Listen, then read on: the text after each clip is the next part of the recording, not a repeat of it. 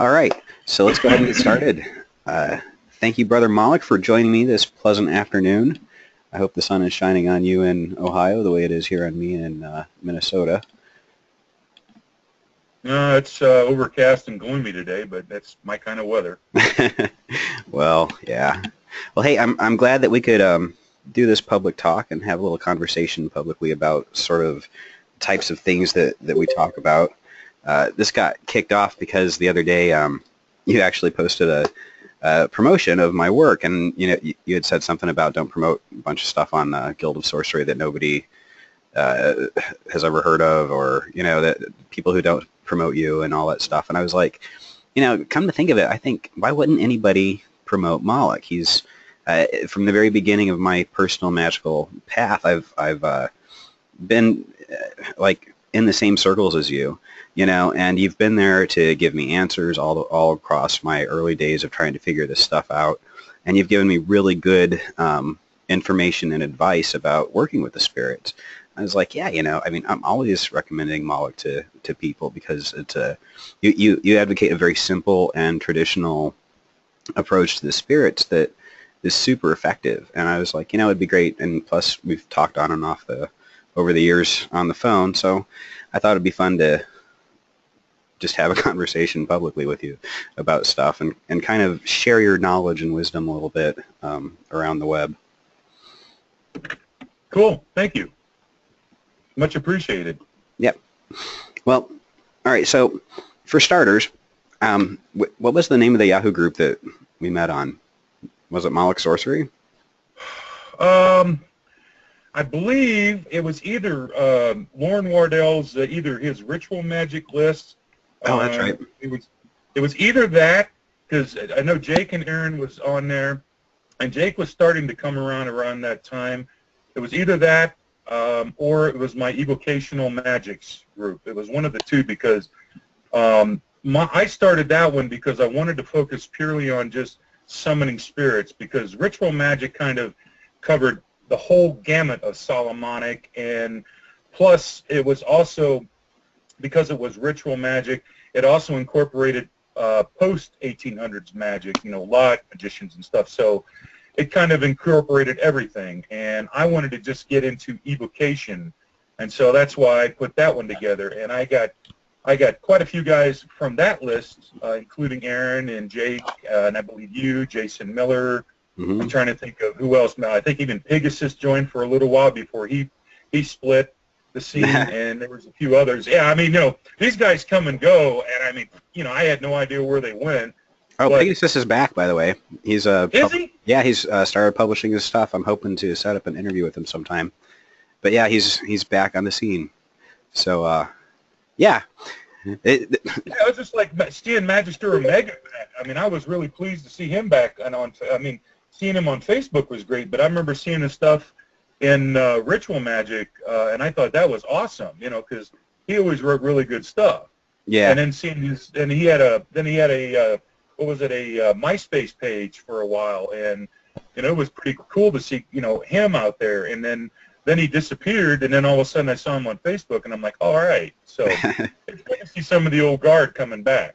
Well, yeah, and there's something about that, it seems like when you start to figure out how the magic works and you start implementing it, all of a sudden all this stuff starts popping up in your life that you have to deal with. You do a ritual for making more money, and all of a sudden you have to work a lot more, and you don't have time.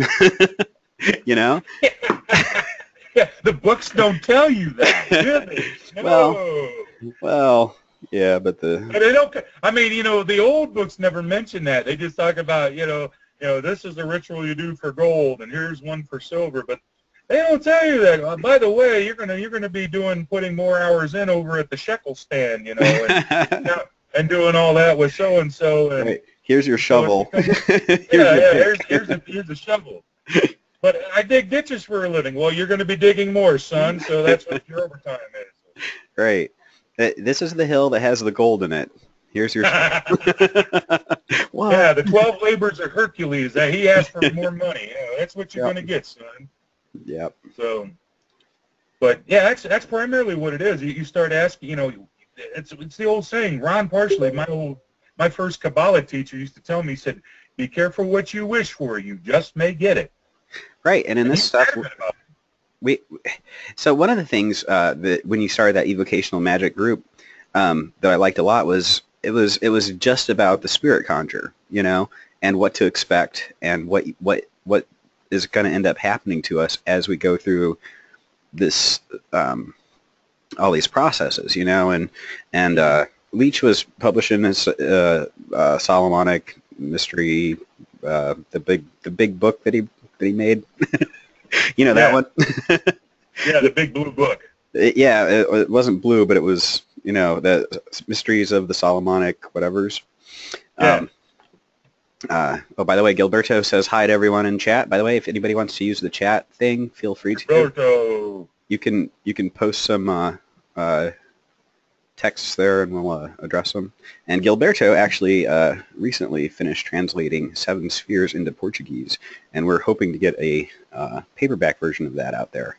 So thank you, Gilberto. Thanks for joining us, and thanks for putting all that work into it. But yeah, so, you know, back in 2005, 2006, you know, I started getting into the actual spirit conjure stuff, and it was the information that you were making available on your group that actually made me realize that all of the sort of the academic highbrow approach to things and the ceremonial magicians who happen to understand things, and Jake was a big part of this too, because he was always about getting your hands dirty, you know, but that whole highbrow approach to things didn't help your magic, you know, and I'm like, wait a minute, you know, these are people who are actually having these experiences and doing this stuff, and it just seems like the approach doesn't have to be nearly as complicated as everybody likes to pretend. And so you were always right there for me. But and you know, we started talking on you know, on the phone a couple times, and you said some things to me personally that I've never written about, because I always thought, you know, that it was just between you and me and stuff that we couldn't share. But I was wondering if we could actually talk about that today, because it was some of the best advice I've gotten as a spirit conjurer. Okay. All right. I don't mind. So, for example, you mentioned that your trainer taught you some things about working with the spirits of the Goetia, and in making offerings and whiskey and how that stuff all worked. Do you remember exactly what I'm talking about, or specifically about that stuff that we had talked about?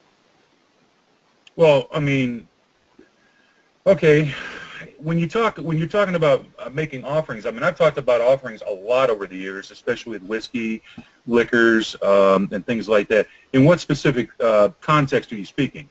I'll just go ahead and say it, because I don't know if it's a secret, but the specific I already case. told you to go ahead and talk, so don't worry about it. All right. So so that you don't have to actually use liquor, just using colored water, and that the spirits don't know the difference. Oh, well, the reason for that, okay, the reason for that, Gene was talking about, I was talking with him one time about this, and I said, Gene, I said, you know, there are some people out there who are recovering alcoholics who want to practice magic and work with spirits. I said, what do they do? And I said, because, you know, I said, trying to offer liquor to spirits, I said, that's a hell of a temptation for a recovering alcoholic. And he said, well, he said, you tell them they don't give actual liquor to spirits, because he said that will throw them off the wagon. And he said that will just screw them up and, you know, send them down a downward spiral. I said, so what do you give them? He said, you tell them to give them grape juice. He said the spirits will accept that as a substitute for wine. The reason for that is, number one, all the magician has to do is explain to the spirits, you know, very matter-of-factly, I am a recovering alcoholic. I cannot give you alcohol. For that reason, I am giving you this grape juice. And if you give it in that spirit, in that manner, with that approach, the spirits will accept it. Okay? They don't really care per se about the alcohol content. It's not that important. Okay? Because it's the offering is a gesture of goodwill, faith, and respect from the magician to the spirits. That's what they care about, the respect. Because the more respect you give the spirit, the more power they will give you. Right, and And I think that's why those spirit pots work so well. You know, because you're setting them up with a little penthouse on your altar instead of just a framed two-dimensional thing. You know. yeah, well, if you got a spirit that's if you want to move above and beyond the pot itself, once you get a spirit that works for you for a while, and it is proven to be a good spirit, why not just give the spirit a shrine? I mean, what do you have to give it a pot for? Just actually give it an entire shrine. Making a shrine is not a difficult thing to do, and that will, you can. The spirit doesn't have a problem if you draw a picture. If you don't have no idea what the spirit looks like, tell it to appear to you in a dream, and say, "Give me an idea of what you look like," and draw it to your best of ability. Anything that you do of yourself, that you give of yourself to a spirit. You're not going to publish this, so you don't need to worry about other people judging it or evaluating it, okay? This is a gift between you and the spirit that you're working with. So all you have to do is you draw it yourself, and you can put it in a small frame, and you offer it to the four corners in the name of the spirit, and you sprinkle a little holy water, and you set it on the shrine, and you tell the spirits that, this is the best I have until you can provide something better that you would like. Right. And most of the spirits are pretty cool with that. I mean, unless they come to you with some kind of book or something on the net, or maybe a museum piece that you happen to see that says, and you get a whisper in your ear, that's me, take this picture. And then you can use that for them. But until then, drawing a picture of them is fine. I've done that a couple of times. They have no problem, because not every spirit out there is going to have an image of them available. Right, and not all the depictions of the spirits are accurate. Exactly. I mean, even some of the great masters. I mean, there's pictures out there of like Cain. I've seen an image out there. I know it was Doré or somebody like that. He painted a beautiful picture of Cain, but we have no idea what Cain really looked like. Right. So, I mean, but it's a beautiful picture, but it doesn't necessarily mean Cain, the spirit Cain would like it. So, if Cain wants you to draw something of yourself, do it. So that's what I tell people is there's a lot of leeway with this stuff. There's no hard and fast rules per se, okay? Lucifer himself, I mean, I've worked with him a few times.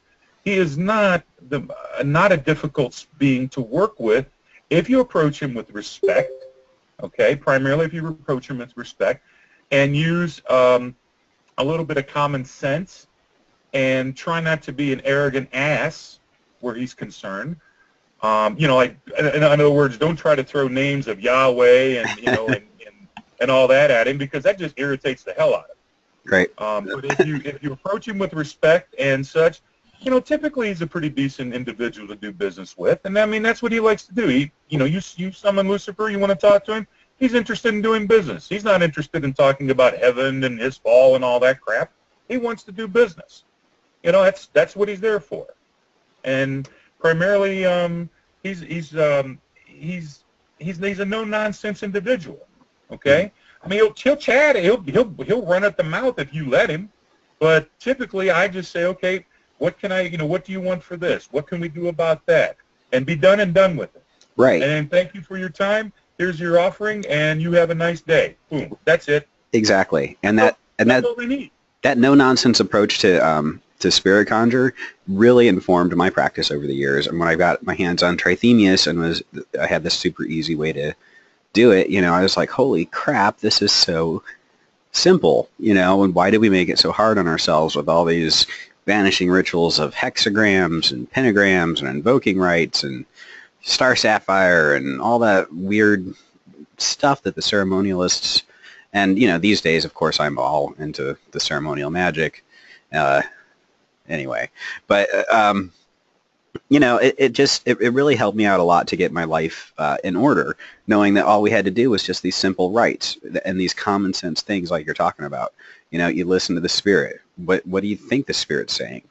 Is the spirit really saying it or not? You can spend hours diagnosing that and doubting yourself and trying to work through whether or not it was the spirit or you made it up yourself, or if it's psychological versus external and all this stuff. You can spend years working on doing nothing but thinking thoughts. Or you can just say, hey, it sounds like the Spirit's saying this, so I'm just going to go with it and see what happens, and you end up having all these wonderful results, Even the guys that, what's funny is even the guys that work psychologically, what I find amusing, Fro, is how a lot of these guys make it even more difficult than what it needs to be. They see these spirits as internal aspects of themselves, but yet they demonize these things to the point of instead of making them more user friendly. I mean, if they're actually, if they're seeing these spirits as psychological aspects of themselves, in other words, as a computer programmer, they're just subroutines. Right. Why the hell are they trying to make them so damn difficult to work with? I mean, hello? It's part of you. I mean, what's wrong with you? Well, don't be so damn difficult with yourself. Maybe your mom and dad were right. Maybe you need slapped upside the head more than once. I mean, come on. Don't blame the world about your problems. Sit down and look at yourself in the mirror for a moment and say, maybe it's my fault that I'm a screwball. Stop blaming the world. God. Maybe I could make different choices and have different experiences. Yeah. Yeah, maybe. Right. So, but when you objectify and realize that spirits are independent of us, real spirits, okay? Right. You realize that, I realized one day, I said, they're not just beings of energy, they have personalities. Mm-hmm. They have, some of them are prejudiced as hell. They really are. They have attitudes. They have certain tastes they like. I got a spirit, he does not like anything with onions or garlic in it at all. Mm-hmm. I mean, I tried to give him a burger from McDonald's one time, because a lot of my spirits, they'll take that. They love a simple plain hamburger, okay? Mm-hmm. But he threw a fit when I wanted to offer him because it had onions. And he's like, you got onions on my burger. I'm like, oh, I'm sorry. He goes, I don't like onions. I'm like, well, I'm sorry. So I had to take the burger, throw it away, and I went back to McDonald's, got another one, ordered it without onions, offered it to the Four Corners. The spirit was happy. Took a small bite of it, told the spirit I was eating with him. He was happy. But some, they have personalities, and they have tastes. They have things they don't like. They have things. They have other spirits they like to hang with, other spirits they don't like to mix with. Okay. Mm-hmm. All the spirits know one another. They just, like Yahweh and Lucifer, they know one another. It's like they live across the street from one another, but they don't mix. You know, because they they're don't not hang. interested. All right, so Exactly. so now you're starting to touch on something else that that was one of the really key things that one of the things I appreciated learning from you along the way was how all the spirits, they all know each other. They all have their own personalities, but they're all also have the same capabilities. Like you read the description of seer, and you're like, okay, I can go out and conjure seer. I get to know seer over time. And then as you get to know him, you find out that he is not only limited to the things in the description in the Lemegeton's Goetia. He can actually do the same things that Buer can do and that, Bune can do. You know what I mean? Yeah. Well, the first time that all happened for me was when I first summoned, wasn't Visaga, it was, oh, good grief. My first spirit I summoned it, we considered it Dave and I, we summoned it, and it was a failure, and off the top of my tongue, why can't I remember his name? He's the one that rides the serpent, and he carries a snake in each hand. Anyway, he's one of the Goetia, and I think he's like number 58 or 68. No, 58, I believe. But anyway, we had to summon him on a Thursday because I believe he's the president. But we summoned him, and Dave was acting as my seer. Things didn't work out well. He didn't disconnect himself from the ritual, and then later that night in his sleep, the spirit came to him and scared him to death. And that's when I got a phone call. Well, when I summoned that spirit at about 5:30 that morning, I decided to act as my own seer, and I decided because I had been practicing on my psychism for quite a while, and I had always been able to hear faint things psychically, but not very well. So I commanded the spirit. I said, let me hear you. And it was just, he came in my head like a booming. I mean, it was like somebody had a megaphone inside my brain, and I said, okay, calm. I said, turn that volume down. So I said, good Lord, I don't want to have a headache. So he spoke with me, and I asked him a few questions. And I said to him, I said, was what the book says about you true? And he said, yes. And I said, so you can do blah, blah, blah. And he said, all that and more. And that's the first time, and I thought, and more. Right. Okay. And then later, when I read Lon Duquette talking about his first summoning of Erebus, right, when he said, I can do all that and more, all of a sudden now I was onto something. Right. You got confirmation in somebody else's work. Yeah. And then, but I had summoned other spirits in the meantime, and I started running into other spirits, and every time I'd summon one of them, like when I summoned Allegil from Bardon's system, I asked him, and he said, yes, I can do that. I said, can you do other things? He went like, yeah, of course I can. And I'm like, well, I said, why did Bardon just list you? He said, that's all he asked about. I'm like, oh. You get what you look for. We only answer what they ask about.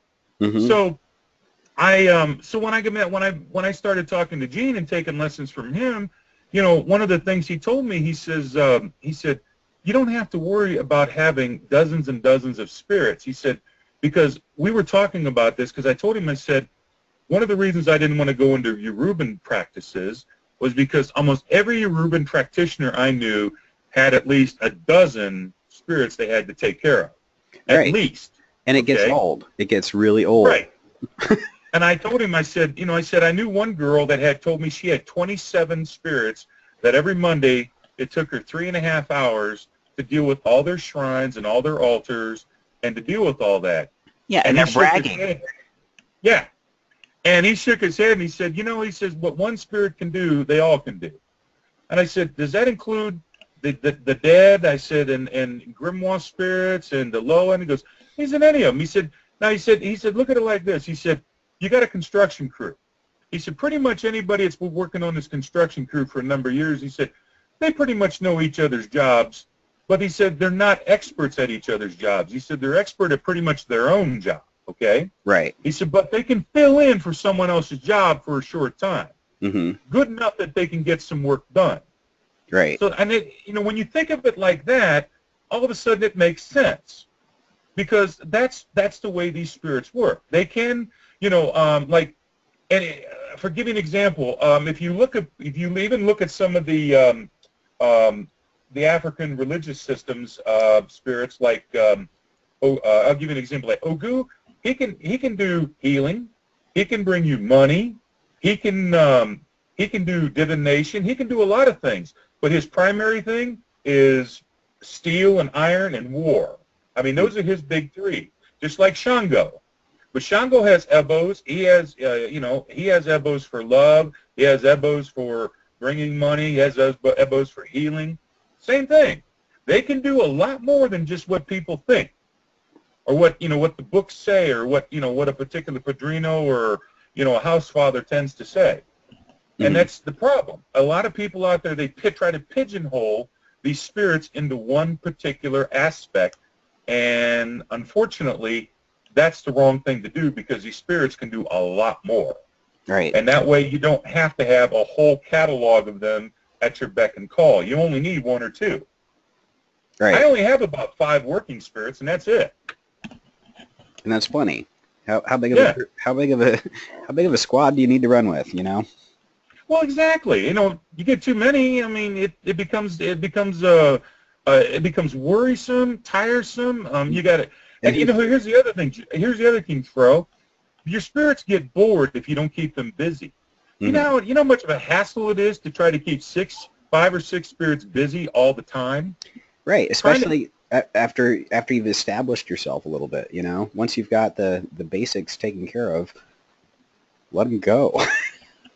Well, just imagine that if you're a novice, in the African religions, and all of a sudden your padrino says, well, you need to have this, and you need to have these, you need to get these. And all of a sudden, you got 12 or 20 spirits. You got to try to keep these spirits busy, or they get bored and they get upset. And when they get upset and they get bored, they can either leave you for you not keeping them, not keeping them happy, or they can start causing problems for you. Mm-hmm. And a lot of these practitioners, I'm going to tell you something. A lot of these practitioners coming into grimoire magic from the ATR, I'm going to tell you something. A lot of them are experiencing that very problem because they got too many spirits. They're not keeping them busy. They're not keeping their spirits happy, right. And their spirits are not doing the work for them like they want. So since they're not working for them, they're trying to come into the Solomonic systems, hoping that they can get some of these grimoire spirits to do work for them. Oh, and they shouldn't have to. Right, because they already have a system that works if they actually used it properly. Yes. Right. It's just that they overburden themselves, and they just don't have enough work for their spirits. Right, and that actually happens to a lot of grimoire magicians too. I mean, I know a couple people who are trying to go through all 72 spirits of the Goetia. I'm like, why? And I mean, I understand like going through like the kings and a sampling of each of the other ranks or whatever, but why would you really want 72 spirits? You don't have you can't do 72 things in a day. How would you ever be able to manage all 72 spirits? It doesn't make any sense to me. I can't even see someone trying to do 72 in a year. I mean, I summoned them over, God, we're talking over probably about an 18-year period. But even then, that was just more or less, most of them were just to introduce myself, and I wanted to try to learn a little bit more about each of them and their capabilities and stuff. And like I said, there was a couple of them that I didn't even get that far because when I summoned them, they were so abusive right off the bat that I just dismissed them. I didn't even get to talk to them. Right. So I had that experience with folklore. I was not very happy with his appearance. Yeah, Malthus wasn't a nice one either. He's pretty nasty. Really? Yeah. I didn't mind Malthus so much, but folklore, when you look at his name, I was like looking at it one day and I'm like, folklore, and I turned the seal around a little bit and it was one of those Crowley ones where it had the name around the seal. And and I looked at it and I looked down and I see Rofocal. And I'm like, folklore and Rofocal, it's the same. Oh, I see now. But yeah, I was not prepared to deal with Rofocal when I conjured folklore. Well, I summoned.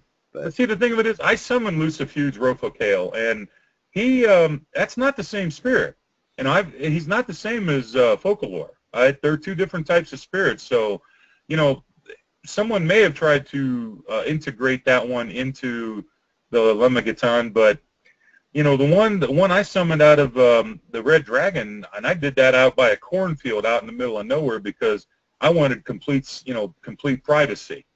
And I did this, actually was out by a trail. Was out by an old Indian trail. A friend of mine, actually my uncle owned the land, and he was actually on an old settler's trail. So I'd found out about this, so I thought, you know what? And this was out near an old well. So I thought, I'm gonna go ahead and summon him out that neck of the woods. Mm-hmm. And because I wanted privacy, and I knew there was a spirit of the well, and I actually summoned the spirit of the well first. I got him, or I didn't summon it, but I coaxed it into talking to me first, and then I got the spirit to allow me to use the area. I asked permission, in other words, first, and then I did I set the area up.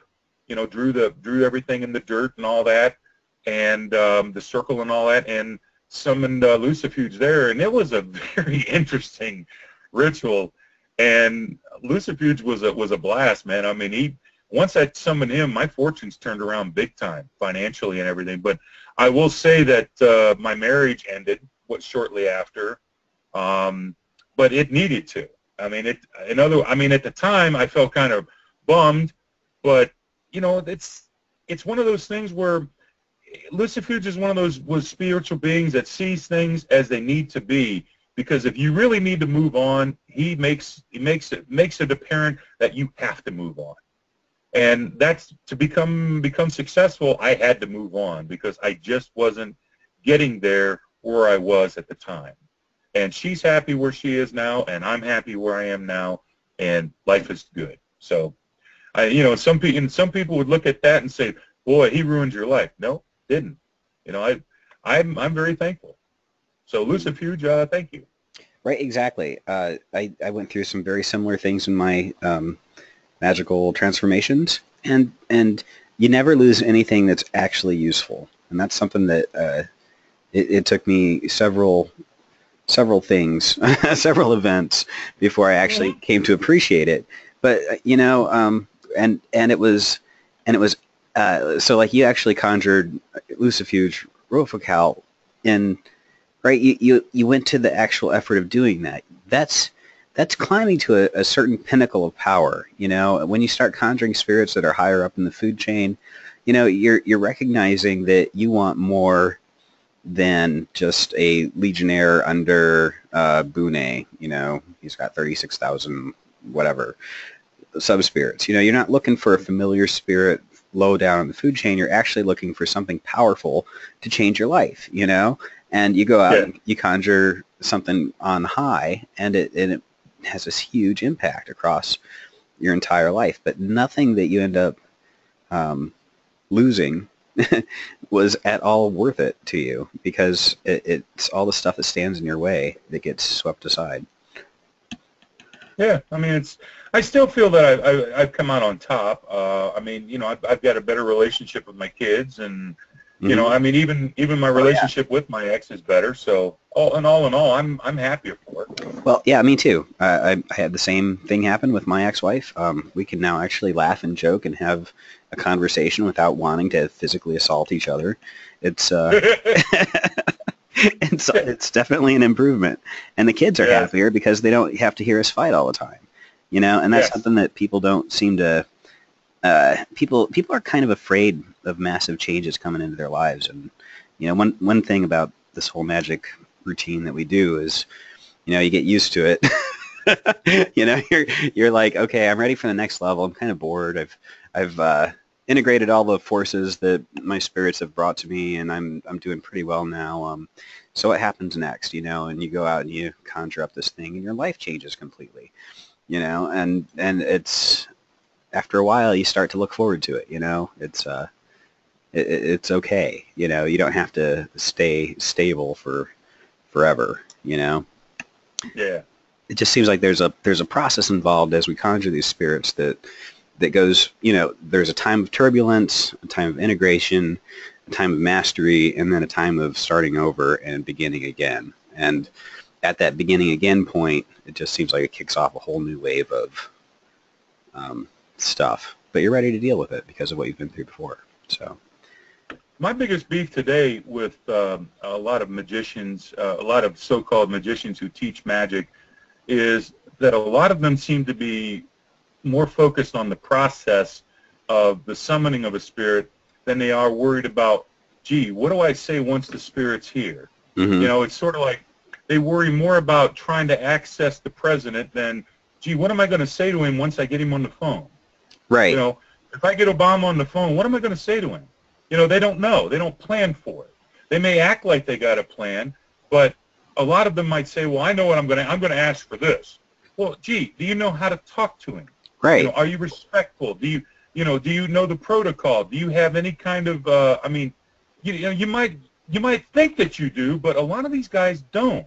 And then they wonder why, they get something and then it gets taken away from them, or something else in their life falls apart. And it's like, look, genius, you need to learn how to talk to spirits, how to show respect.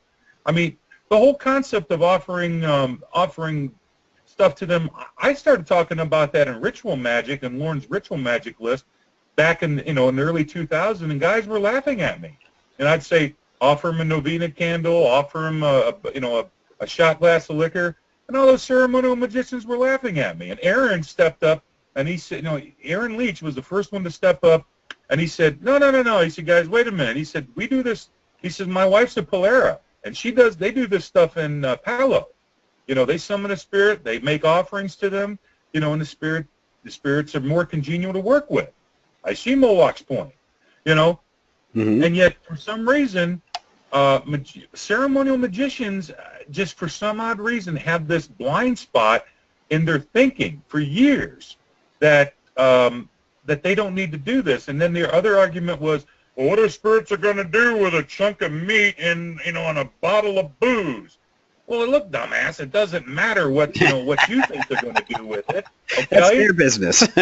Exactly. You know, it's a gift. You know, it's a gift. It's sort of like you give a gift to your boss, and you know, it's like, you know, your boss is diabetic. You know, you give him a gift of, you know, a box of candy. Who cares? He can give it to whoever he wants. He can give it to his kids, his wife, his friends, his neighbors. You know, it doesn't matter. Don't worry about it. It's not your concern. You give the gift. You've done your part. Shut your hole and let everything else go. Right. Now let the spirit do it, you know, let the spirit work its magic for you, because by giving the gift, you're showing respect. And that's the key point. But see, magicians in the past, if you look at those grimoires, they don't show respect. They show impertinence and arrogance. You know, I command thee by the name of Yahweh, Tetragrammaton. You know, I mean, let's face it, you don't summon spirits from the house of Lucifer and scream names of Yahweh at them. I mean, it doesn't do any good. You know, first off, Yahweh is not supreme commander of the universe. I hate to tell you people this. He is not. Nor is Jesus. Nor is the Holy Spirit or any of that other BS. Nor is Allah. None of them are, okay? The original spirit that created this universe is gone. You know, God. God left the building. And what God did was God created all these other spirits as saints. These saints were set up to run interference between it, i.e. God, and humans. Why? Because God didn't want to be bothered.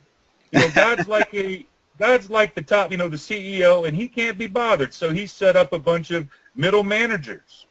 And when he left the building, he thought everything was fine. Well, humans being the goofballs that we are, somewhere in the past, they decided that they need, you know, because back then they weren't that sophisticated, so they felt that they needed to worship these beings. Now, of course, these beings figured, okay, we'll let you worship us, and they discovered, hey, the more these humans worship us, the more power we get. So they got power hungry, and Yahweh became extremely power hungry. Okay. And, you know, the Middle Eastern spirits, they got really power hungry, and they started their campaign of terror. So you really see it as a competition, and... Oh, yes. Oh, yeah. You and I have very different approaches to these kind of things, even though we've come to the same conclusions. But that's because, now wait a minute, Fro, that's because you were raised with a different religious background. Now, you have to understand, I was raised as a very Christian background as well. You know, we talked about this. I mean, I was raised more or less as a young Lutheran, and then I was sent to a hardcore Baptist Christian school at the age of 13 until I graduated at the age of 18. And I had that fundamentalist Baptist Christian nonsense in my head for probably about 10 years. And well, no, not that long. I'd say 5 years until I got deprogrammed out of my head. But that's when I started magic when I was about 23. So Albert, he deprogrammed me when I was about 21, 22. And he was an atheist, a former Marine atheist. And he helped, over a 3-day weekend, he helped deprogram me by just talking with me, answering questions. And I lived for an entire year as an atheist. But after that, I decided I needed something spiritual in my life again. And that's when I found paganism. But it just, you know, and I don't mean to come down on your spiritual beliefs, mind you. Well, no, I don't take it my personally. Point of view. Right. I'm just saying this is from my point of view, and this is how I get how I resolve this paradigm in my own head. Okay. Yeah. And that's why this stuff works easy for me, and I don't have issues regarding magic, you know, Christianity, paganism, and all this. A lot of people, because they ask, how the hell do you resolve all this? And I'm like, this is how. This is how. It's not rocket science. Just so you know, I totally do not believe that everybody in the world is going to experience magic the way I do. I don't think that my way is the right way, the one true way, or anything. Exactly. Same here. I talk about what I talk about from my perspective, and anybody who's like me enough to be able to benefit from it will identify with what I'm saying. But at the same time, I mean, one of the reasons I like to talk to you about this kind of stuff publicly is because, I mean, there's different views and there's different opinions, and right. Your way, you have a philosophical approach, and I have my philosophical approach. But then when we actually get down to doing the magic, we roll up our sleeves and we do the same goddamn thing. There's no. I mean, we say the words, we make the offerings, we tell the spirits what we want, we go into it understanding who and what they actually represent, we establish relationships, we work with them over years, and we do the same kind of things practically that look, we bring them flowers and friggin' candles and incense and smoke and, say their names in a certain way on certain days, whatever it is that their particular thing is. So I think, I mean, all this crap about whether or not God has left the building or whether or not God is imbued within the building itself or whatever, that part doesn't matter, especially when it comes to this actual practical magic thing that we do, because all practical magic looks the same. Well, see, the difference is you asked me how I saw this stuff, and I mean, this is how I see it because to me, this is how it gets resolved in my own head. And how I see things, and when I speak with spirits, I don't go into when I work with spirits, Fro, I talk with spirits about business. I'm not there to talk with them about, like when I summoned the spirits from the Goetia, like I'll give you an example. When I summoned Marcosius, I did not give a damn about his order of dominions and his thrones and all that crap. I'm not like Steve Savido who wanted to stand there for an hour and listen to a spirit go on and on, drone on about, all this religious nonsense. I mean, because those spirits will do that. I made the mistake one time of asking the spirit about that. And he went on for about 20 minutes, and I said, stop, enough, enough. And I just realized that it just was too much, and because I just thought out of the blue I might learn a little something, and it was like being back in school again. Listen to the preacher. I don't want to hear that. Right. So but to give you an example, I was talking with Gene the other morning, and we were talking about the Asan in voodoo. And like he was telling me, he says, he said a lot of people think that the Asan is a tool that, he said they think that it's a tool that all voodoo people in Haiti know about, and he goes, that's not true. He said there are some societies, he said, they don't even recognize the thing. They don't use it at all. He said typically, like it's well known in Port-au-Prince among those societies, but he said in the mountains and he said some of the interior parts, he goes, a lot of the societies, they never even heard of it. He said, or they don't recognize it. So he said, it just goes to show you that, he said, as an example, he said, that like in Christianity, he goes, you have Catholic rites. He said, you have Baptist rites. He said, you have Mormon rites. You have Jehovah's Witness rites. He says, they all have a different way of approaching God. Okay? He said, and he said, they're, each of them has their own unique way. He said, you can't tell me that every time one of those people dies, they're going to hell, and there's only one true way to get to God. But he said, they all think they have the only one true way. It's just that they're practicing a different method. Mm-hmm. That's all. So long as they, he said, so long as they've got the general precepts in line, they should be within the same ballpark. And I think it's the same thing with magic. And it's definitely working with spirits. You show the spirits respect. You come to them with, a definite purpose in mind. You're not just summoning, gee, I just want to see if they're going to really appear. Do you know how many times I hear people say that? Right. Boy, I want to see them really appear, and I'm like, I berate those people. Oh my God, do I berate them? Right. I'm like, I said, my first question is, do you randomly call people to see if their phone number works? Are you one of them morons? I just wanted to see if you'd answer. Yeah, I just want to make sure your telephone's working. Well, no. I said, if you get a phone number to the White House, do you call it just to make sure somebody's going to answer? Oh, God, no, I don't. I said, why not? I don't want the Secret Service showing up at my door. I said, then why would you want to do that to a spirit? Because I said that spirit controls thousands of spirits, and I said it might send someone to you to screw with you, you fool. But see that, these so-called magicians, they don't stop and think. They have one thing in mind. They just want to see. Seeing is believing. No, it's not. It's the experience. Not always. They're experience Experience junkies. is believing. Yeah. Experience is believing. I tell them, say, summon the spirit, have a purpose in mind. Respect the spirit. Make a small offering, a token. It doesn't have to be big. A tablespoon of liquor in a shot glass. Out of respect. This is what I'd like for you to do. Okay. Thank you. And if you do the job for me, I will give you a full shot glass of liquor. Doesn't have to be top shelf. Cheap stuff is fine. Spirits don't care. It's liquor. That's all they care about. And if you're a recovering alcoholic, grape juice is perfect. They will understand. They are not hard-assed about this stuff, people. I'm telling you. Whether they're grimoire, the dead, any of them. They want to work. Yeah, well, yeah, they want to work. They want to interact with people. They want to help because they get bored sitting on the other side. And, again, the offering is a token, and it reminds them of, when they walked the earth and when they were alive and enjoyed life. Mm-hmm. So they, it makes them feel good. But, if it's top shelf, it's just a waste of money. And besides, if you really want to motivate them later to save Aunt Bessie or, Grandma, offer them the top shelf in those cases. Don't offer it just because, you want a job. No, give them the cheap stuff. Right, because jobs are a dime a dozen. Exactly. Yep. But, and then, and as far as food, I mean, like I said, a plain McDonald's hamburger goes a long way with them. That's to the four corners. That's a huge offering, in my opinion. I'm like, here's a tea light candle. And a tea light candle, a plain unscented white tea light candle. Exactly. That's lunch, guys. Yes.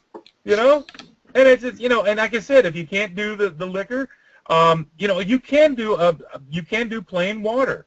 Just don't use tap water because typically that has, unless you have a well, but typically city tap water has chlorine in it, and chlorine is not good for magic. So use spring water or distilled water or something like that, but or do like I do. Take tap water, put it in a jug, let it set out with a cap off overnight for 24 hours so the chlorine can evaporate. Then you can use it in magic. That works. That's interesting. I never knew that about chlorine being a negative thing for magical properties. Yeah, it's not good. It doesn't. Trust me, it's not. It's not good. I've talked to a lot of other practitioners who do the same thing. You find that out in a lot of the African practitioners, the old spiritual workers. I've met some voodoo people, some some folks from Haiti that do the same thing, some Cubans. So they're all like, no, don't use tap water unless you let it set out. Some let it set out in a bowl to evaporate, then pour it into a jug through a funnel. Gene just pours it into a jug and lets the cap set off for 24 hours. That's what I do. Mm-hmm. Well, we have a filter, so that works. Reverse osmosis water works too. All right, so hey, it's we've been doing this for 45 minutes now, and I would love to talk to you more about voodoo some other time. I wanted to ask you about how you got into it and why you decided to go ahead and follow through with it, because you were. I watched you shop around different people who were trying to sell different things, like for a while in the early, I don't know, I guess the mid-2000s, 2004 to 2007 maybe. And then I saw you settle on voodoo, and I'm totally curious about what all that was. But that could probably be another hour-long talk about things. So I was going to suggest that maybe we cut things short now and open the floor for comments or questions. Sure. Let's go. All right. So I know Gilberto's figured out how to use the chat feature in the program. He is a smart guy. Hi, Gil. All right. So if anybody has any questions, you can type them in down below in the chat thing. I could also unmute people, but I'm just kind of curious. I'm a little worried that the well, let's just try it and see whether or not we get a lot of feedback. If we do, I'll mute everybody right away quickly. Audience view. No. Attendees. Okay. So as you can see, we get a lot of noise in the background right away. But everybody is unmuted. So if anybody has any questions for Moloch, if you'd like to ask them now, do feel free.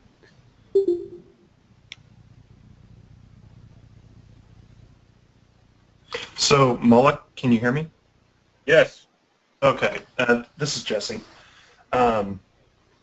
So, one thing I've always been curious about with your published works is, where you pull your herbal lore from. Because I'd like to find out more. That actually, a lot of that I got from several sources. Some of that I got from Malcolm Mills. Okay. Mm-hmm. Some of that I got from a couple of guys I used to. Oh, shit. Sorry. I muted you. I'm sorry. But you had just said that some of it you'd gotten from Malcolm Mills, and then I cut you off. I'm sorry. Okay, I'll start over. Jesse, some of the stuff I got, some of the info I got from Malcolm Mills, his witchcraft, mail order witchcraft course. Okay. That was mostly about the twisting herbs. Some of it I got from some old IGOS contacts that I met way back in the early 90s. We started writing back and forth. And there was a couple other guys that I'd met at, trying to think, pagan gatherings. We started corresponding. And then Ron Parsley, he had a particular student. She was really good with herbs. So it was kind of, and then plus there was the old OB man that I had first made contact with. He's the one that told me to start talking to the plants. And when I started doing that, I started getting some really interesting stuff. The gal that Ron turned me on to, she's the one that started turning me on to the astrological thing. So when I started putting in the, like ruled by Mars, ruled by Venus, ruled by, Jupiter, she's the one I got those by. Okay. And I know a lot of people get, oh, I didn't realize, that was ruled by such and such. Yeah, that's, so a lot of people, I get those questions a lot. Very interesting. Thank you. Sure. Okay, it looks like it's just me and Jesse and someone named Don who can talk directly into the room. So if anybody has any vocal questions, do feel free to ask. Otherwise, please use the chat window. Hi, Jonathan. I see you down there.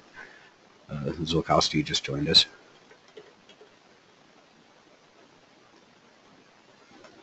Did I mute everybody again? Don't be shy, people. Your opportunity.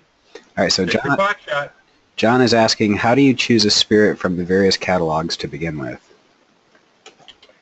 Well, you got to know what you want. I mean, if you want to choose, if you're going to go by the catalogs, then you got to know what it is you're looking for, and you got to. How I do it is primarily I think about what's the gist of what I'm trying to figure out, and I don't do it immediately. I spend time thinking about it. I meditate on it. I sleep on it. I've taken as long as 3 weeks to decide which spirit from, say, the Goetia, or from the Grimoire Verum, which one I wanted to choose.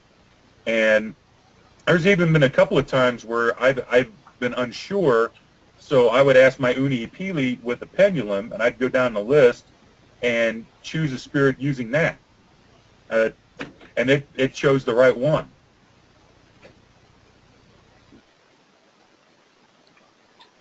Yeah, I think a lot of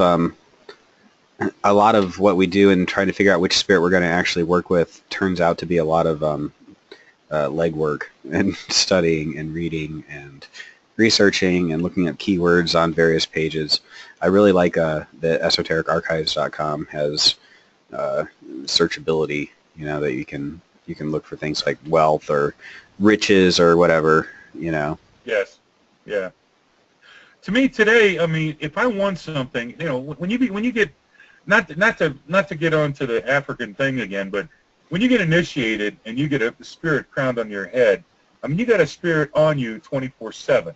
So it's not a big deal then, because if you have a problem or you need to contact a spirit, all you got to do is you talk to your spirit that's on you and tell them who you want. It's sort of like you guys with the Holy Guardian Angel. Mm-hmm. You talk to your Holy Guardian Angel. Hey, I got this problem. Who should I talk to? And they make a recommendation. It'll make a recommendation, and you go, oh, okay, I never thought of that one. Thank you. And then you might, and if sometimes my head spirit will say, well, you want me to go get them for you? I say, oh, yeah, that'd be awesome. And usually within a few minutes, I got another spirit, talking to me in my head. Sometimes too loud, and I have to tell them to calm it down a little bit. And I tell them what I need, and then boom, it's done.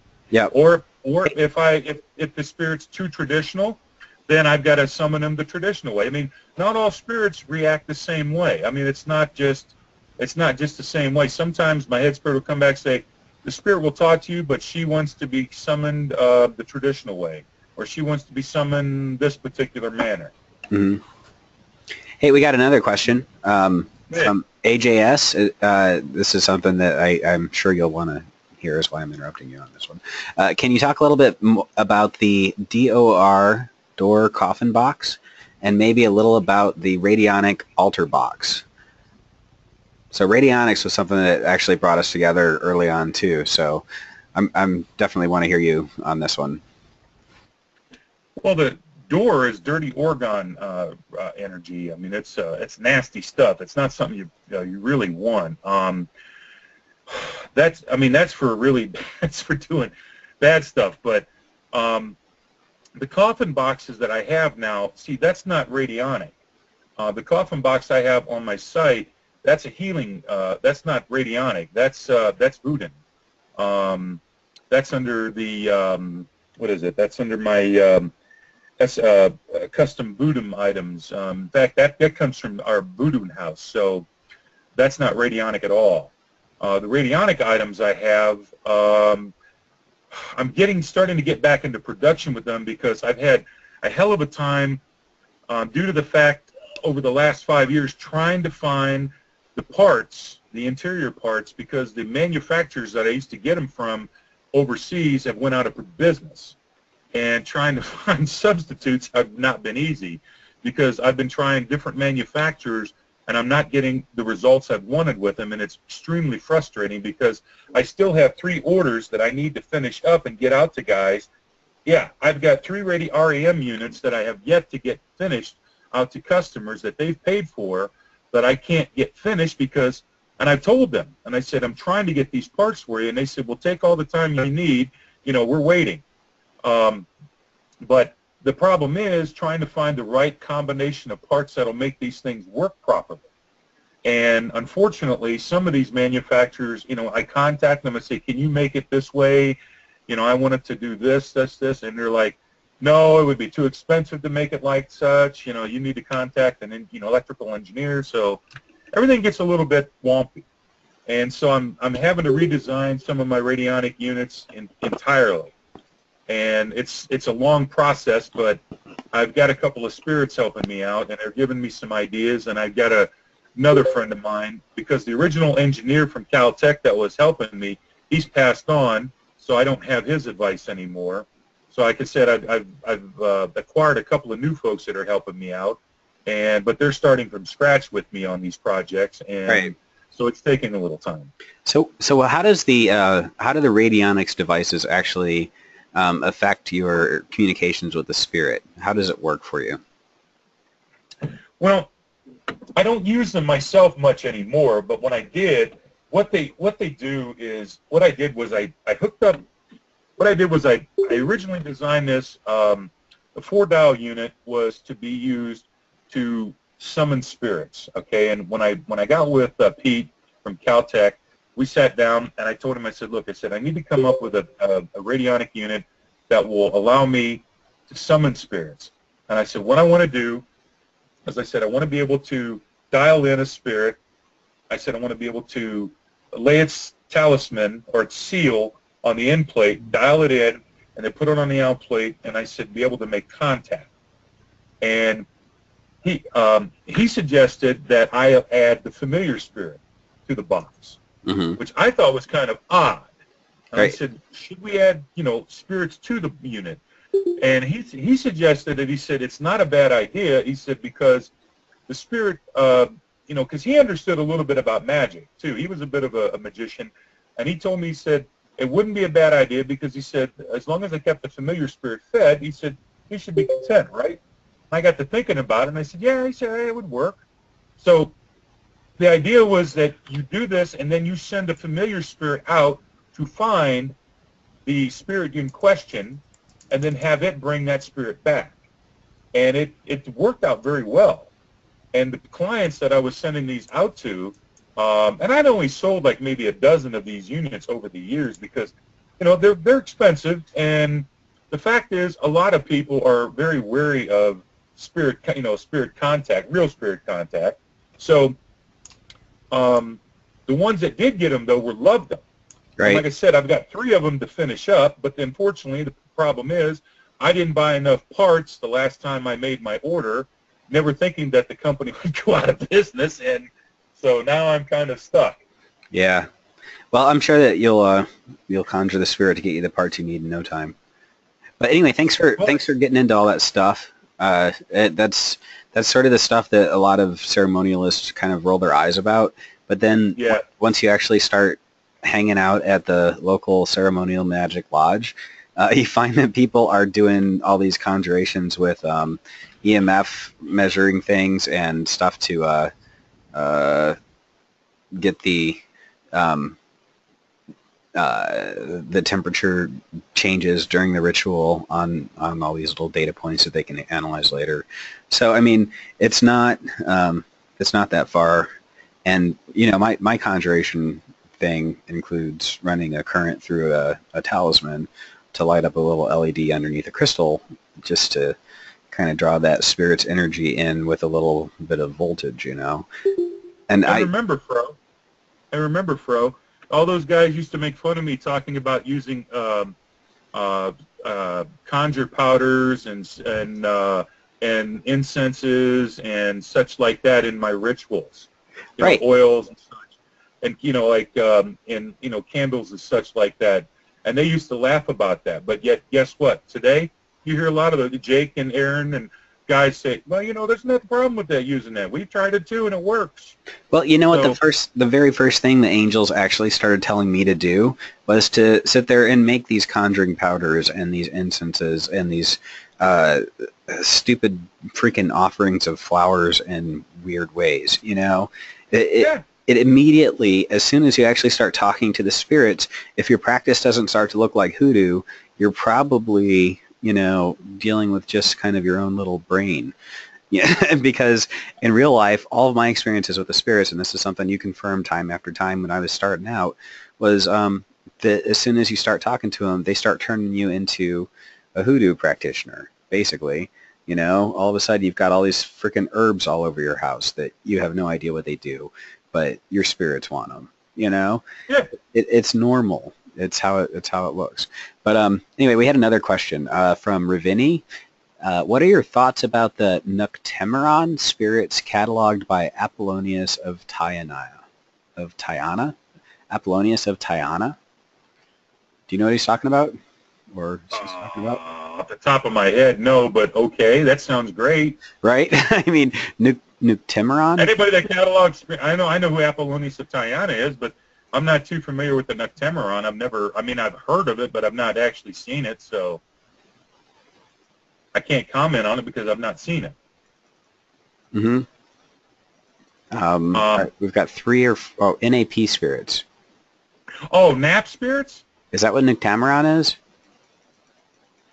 No, the nap spirits, the new avatar power. Right, that's what I thought. I think he's talking about. Yeah, no, the new avatar power. Those spirits are awesome. I mean, I brought those back out because a friend of mine turned me on to them way back when, and I used them when I wasn't able to have my, well, I was in between homes, and I was living with some people, and I wasn't able to burn candles or set up an altar or anything because they were, you know, and so I decided to try working with that particular grimoire, and I guess, you know, it took about 30 days to get results, but I got everything I asked for. I used that one in Frater Moloch's book. What was it? Grimoire of Mighty Spells, and it was a Parker Publishing book. And the funny thing of it is, this stuff worked, you know. And I tell people, I say, look, I don't care if it's psychological or not. It worked fine, you know. Give it a shot. Al Manning and all those books, those Parker Publishing, those reward books, they're great books. You know, they got great techniques in them. Anthony Norvell, Theodore Lawrence. All of them, they're great authors. They're Frank Rudolph Young. His books on yoga are fantastic. If you're a practitioner, use them. All right. Speaking of books, John asks, "What's the status of the new edition of your book?" He's been holding off on buying it. I don't know which book he's talking about because you have like a dozen. Yeah, I know. But every time I turn around. Are you working on a new one, or what's your current publishing status? Here's I was working on one. I was working on one for a publisher, and the problem was me and the publishers had a kind of a falling out right now. He wants me to work for nothing. Oh, can I make a suggestion? Yes. Fuck that guy, and go and talk to Nephilim Press. They are looking for authors who have manuscripts ready to publish, and they give you 50% after it's paid for. They give you 50% as an author. But see, I don't think they're going to want this type of book, though, Fro. I mean, it's not that deep of a book. I guarantee that they want the kind of book that will sell, especially to people who appreciate nicely bound books. Well, I don't know. This is more of like this is more like one of those chap books that you see on shelves in Botanica and stuff. All right, if it's a chap book, then probably not. But see, it's you know, the guy wanted me to write a book on the seals of Moses. Oh, yeah. All right, so yeah, all right, that was another thing that you helped me out with early on in my career was the Seals of Moses stuff that you were working through. It helped me kind of understand how simple all the... But yeah, that was one of the contributing factors. But yeah, can you expand it into something like 150 pages? I mean... Wow. You know, I'm trying to get away from that because, you know why? Because I've always been more about practical writing. I try to stay away from the stuff on history, ethics, and stuff because I'm not that very good of a lecturer. All right, so if you have like a 15-page chat book, do you have like 10 of those? We could publish them all in one. Well, the book on the seal. It was actually a book on seals. Okay, he wanted me to do. And he told me, he said, I want the Solomonic seals. He said, I like the books of Moses seals primarily. But he said, if you could do something like the Anna Riva seals book. And I said, well, I don't want to, just copy her crap. I said, because she had a lot of nonsense in there. And I said, I didn't particularly care for it. He goes, well, he said, make it your own. Do it your own way. And one of the reasons I needed to get a hold of Joe Peterson was because I was trying to get the actual planetary attributes for each of the first 7 seals of Moses, and I couldn't find them in his book, and so when I finally got a hold of him, he told me what they were as he understood them, and I was like, oh, okay, that makes more sense. So I'm going to be putting him in this little booklet, but I'm probably going to have to end up putting it out myself because this guy he wants to pay me less than $1 per book for it, and I'm like. Yeah, that's what I'm saying. Or the other thing, he wanted to give me between $500 and $1,500 and buy it outright from me, the whole manuscript. Yeah, maybe not. And I said, no, I don't think so. Well, hey, I'm trying to get Peterson out here to Minneapolis to talk about things, and you're not so far, so maybe we could actually get you guys to hang out together and talk sometime. That might be fun. All right, let me check some questions here. Let's see. AJ asked, thank you for your radionics discussions. Asked if have you discovered anything that improved your application of the NAP system? She said, Agor Pier's insights and experiences on the old forum were interested in what you have discovered that you would add if you were commissioned to write an appendix article or an introduction or add some footnotes, etc. Well, I did write, I wrote 3 blogs about the NAP system, and they pretty much list out everything that I found that works, helps make it work very well for me. And I listed them out in 3 consecutive blogs, and they're on my, I think they were in, 2014? So if you want to learn about that there, and I talked to a guy that was planning on writing a book. It wasn't Damon Brand, it was someone else. It was some other guy, and someone had told me that he was writing a book on NAP and coming out with techniques to make it better. And I talked to this guy, and he said, yeah, if you want to, submit. But he didn't talk about, I asked him, how much were you willing to pay? He didn't come back with anything. So I thought, well, Right. screw it. No, thank you. So I just figured I'd just put my stuff out on a blog for free, and then people can have it. Well, I'm not all about money, people. I like to be paid for my time and effort, but you know what? I give out plenty, and there's a lot of free stuff, and you know what? You can have that stuff there for free. it goes back to the Moloch brand. Honestly, what shows that we're actually trustworthy is the stuff that we give away for free. That proves. We try. It's you get tired of.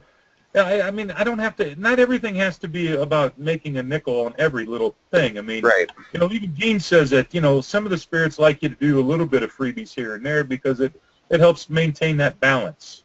Right. I don't want to be like a billionaire who constantly worries about every penny that he drops on the floor. No, thank you. That's not cool.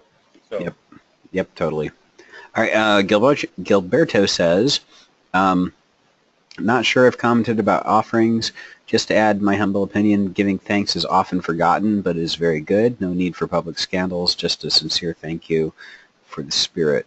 So yeah, just saying he's with you on that one. Absolutely. John says pragmatic magics. Moloch 969 is the one he's talking about.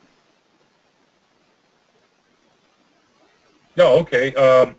That will, but I'm hoping to finish that up by the end of this year. I'm revamping that entirely because I just was not happy with the layout of the book, the format. It needed it.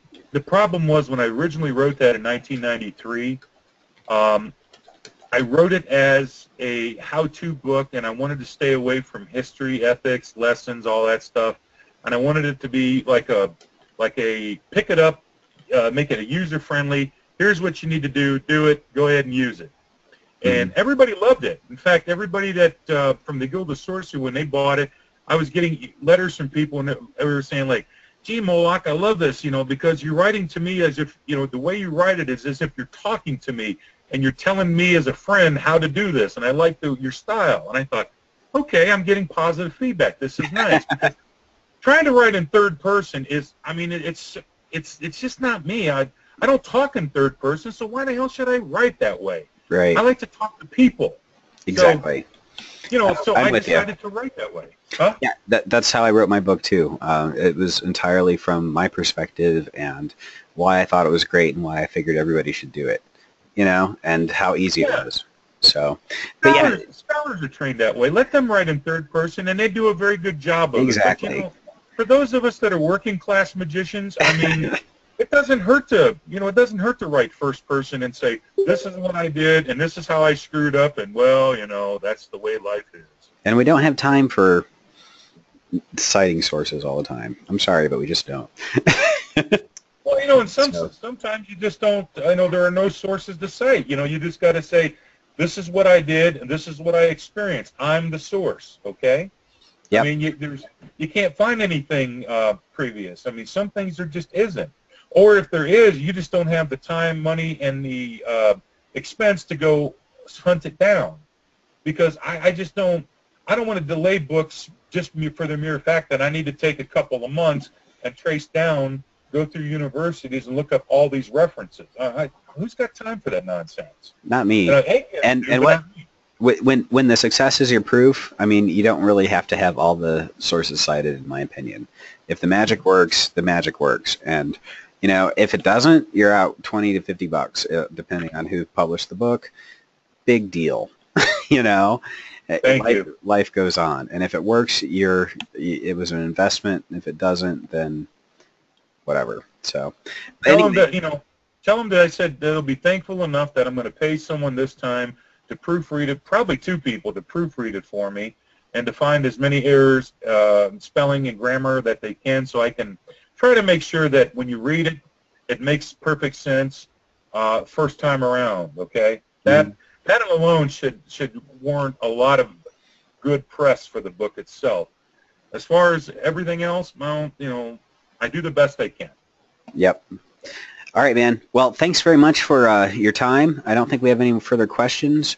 I'm going to go ahead and wrap this up, and I will convert the recording after we're done and make sure that you're tagged in it when it's ready to go live. Cool. Thanks, bro. All right. Thank you. Thank you so much for your time, and thanks for sharing what all you've learned over the years with all this stuff. It really makes it better for the rest of us who have to try to figure it out on our own. Well, thank you for the opportunity, and thanks everybody for joining in, and thanks everyone for the great questions. And you know, keep tuned. I will get the book finished, and I will get some of these other books done. It just takes time, but and I appreciate you for your friendship and your support. And I'll let everybody know as stuff comes along down the pike. And remember, it's molochsorcery.com. All right, sounds great. Thanks a lot, man. Take care. All right, bye.